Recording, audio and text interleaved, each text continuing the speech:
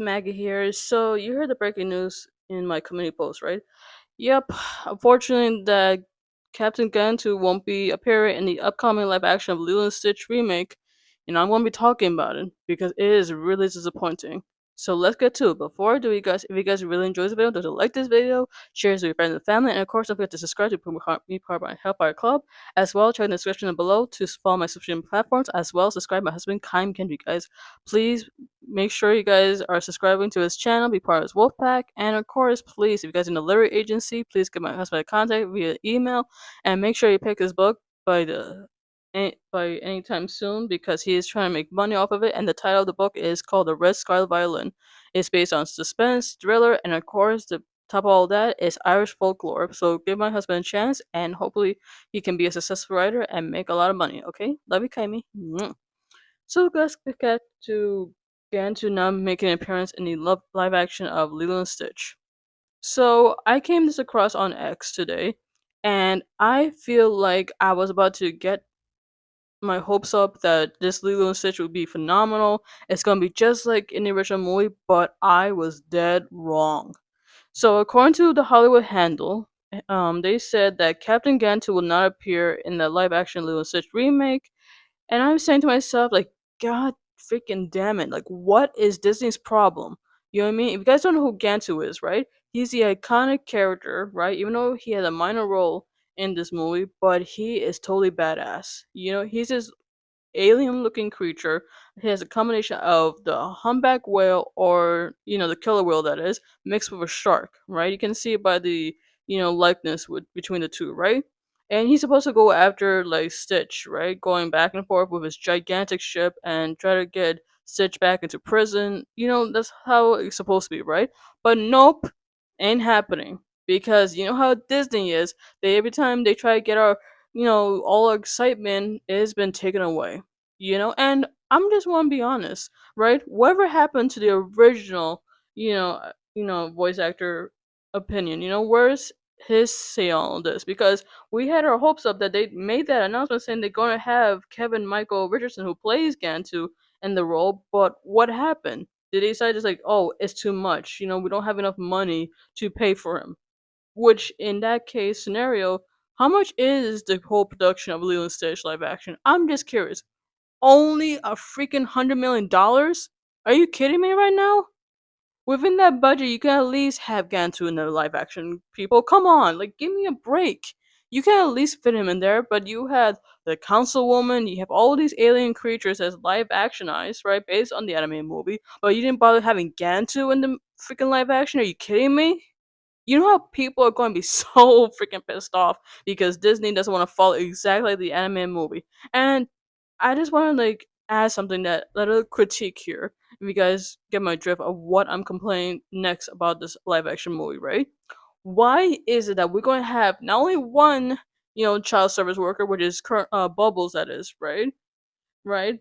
Why we have to have two? So we're not going to have Bubbles in the live action, but we're going to have another freaking social worker who is a female who we never seen in the trailer yet, right? So what is the freaking point of all this?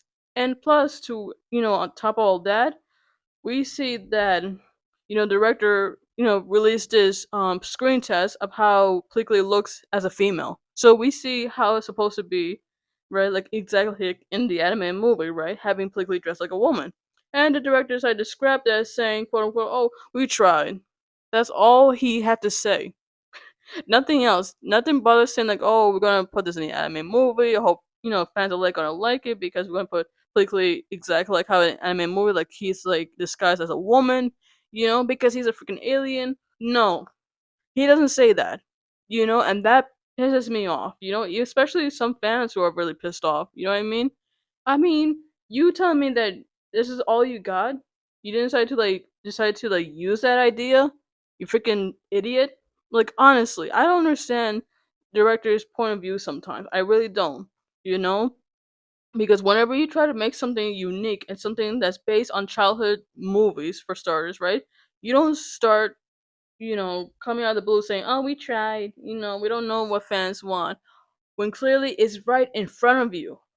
But no, you decide to have Jumba and Pleakley just look like freaking male humans, look like weird uncles at a wedding.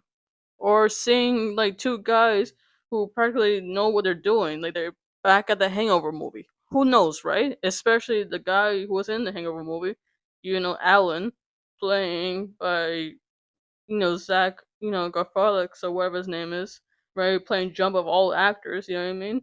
But give me a freaking break here. Like, throw me a bone here. Like, this is, like, really ridiculous.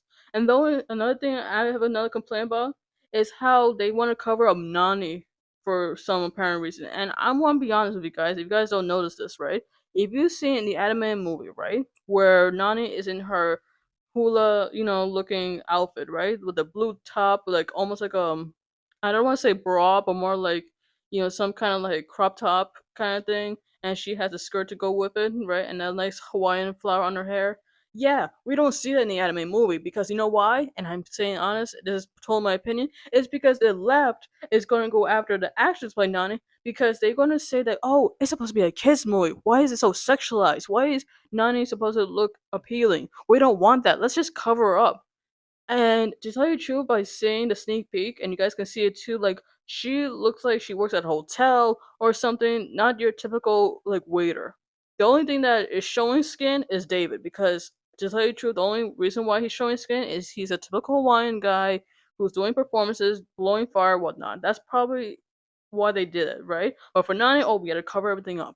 We cannot have any girls showing or tatas or whatever because everyone gets all freaking triggered because they don't want seeing any female attractiveness because it's a kids movie. And like I have the freaking figure right here, the freaking like Hawaiian hula looking Nani right in my room. You telling me that she's being sexualized even though she's working at a place at like a Hawaiian bar slash restaurant? You kidding me? You know? I don't quite understand it. I really don't. You know? And within that budget, like I said, $100 million is not that much. You can at least make it so similar to the anime movie. Or better yet, why don't you just leave the anime movie alone? you know? And the only thing I have another complaint about, sorry to like ramble like this in front of you guys, but you guys can agree with this, right? We were supposed to have the American tours, the one that's like all sunburned, almost had that mark of like a white tank top or white beater, as my husband calls it. And what happened was that he's supposed to have that kind of sunburn. He's supposed to hold like an ice cream cone or whatever. They didn't want to do that. Oh no, no, no! We cannot have a tourist, getting all sunburned. That's like so typical, right? We can want to have a freaking native Hawaiian dude, sitting on a freaking motorbike or whatever, eating a freaking snow cone. Really? You can at least have him in the movie within that budget, but no, you decide to like be cheap about it. And the only thing that I'm really aggravated as well, and I mentioned this in my previous video about Lilo and Stitch, is how you decide to portray Myrtle. The girl that hates Lilo so much, the bully that everyone hates so much. With the bright orange hair, the blue glasses, the crop top green t-shirt, the blue jeans, the sandals, all that, right? But no, no, no, no. We're not gonna have that in the movie of live action of Lilo and Stitch. We're gonna have like a random native Hawaiian girl with long bleak brownish hair that pushes Lilo on stage. We're not gonna have a girl with glasses. Probably they're gonna try to change her name too into something else. I think much worse. So my take on this, you guys, overall, getting back to the whole Gantu thing, is that they want to squeeze the budget because within the budget they want to like spend whatever they can. But you can at least try putting Gantu in the movie. Like for crying out loud, he's like the funniest, most iconic character. Even though he has minor scenes, it doesn't really matter. You can at least put an effort to it. If I was a director, I'd probably like spend more than $100 million. You kidding me? I'll make sure that movie is rocking. I'll make sure audience members are gonna watch that movie. I mean, like you made an iconic live action Stitch for crying out loud. You made everyone go giddy because you finally made something iconic, making the original voice actor came back within the movie. I don't quite understand it. So what makes him so different from everyone else? I don't understand. I really don't because it's really disappointing. And the only thing I can say, guys, is to conclude this movie. I'm going to say this right now, like I said in my previous video about Lilo and Stitch.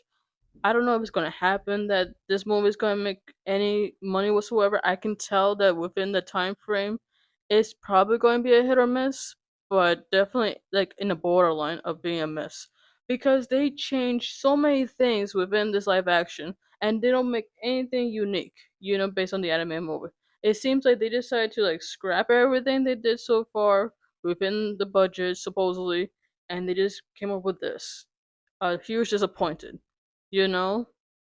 I just feel bad that Disney doesn't know when to put in their A game, put in their thinking caps on, saying, "Oh, like a lot of fans want to see this movie. I hope we make a lot of money."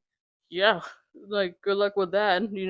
You can probably make what 350 million or less because you don't want to put Gantu in the movie or make Pleakley wear a dress so you can make it exactly like in the anime movie. You're gonna change Myrtle's, character and some native Hawaiian girl. You're gonna have the typical tourist, and everything else. And it's really disappointing. It really is. And you guys can agree. But what do you guys think? Let me know in the comment section below. What are your thoughts about Gantu not making an appearance in the live action of Lilo and Stitch? I want to hear your thoughts, as well as my other rants about, the comparison with the anime movie along with the live action. I want to hear your thoughts as well. And of course, as well, if you guys really enjoyed it, to like this video, share it with your friends and family, and don't forget to subscribe to become a Hellfire Club. Alrighty, guys? So, as well, please check the description to subscribe to my husband, Kai and Kendra. And you guys have any questions or anything in general about thumbnail making, I'll be happy to answer them on my via social media platforms on the description below. Alright? So, this is Hellfire leader, Maggie Negan, but walking it, Bingo 20 cents on. See you in the next video. Love you, Kami. Peace out.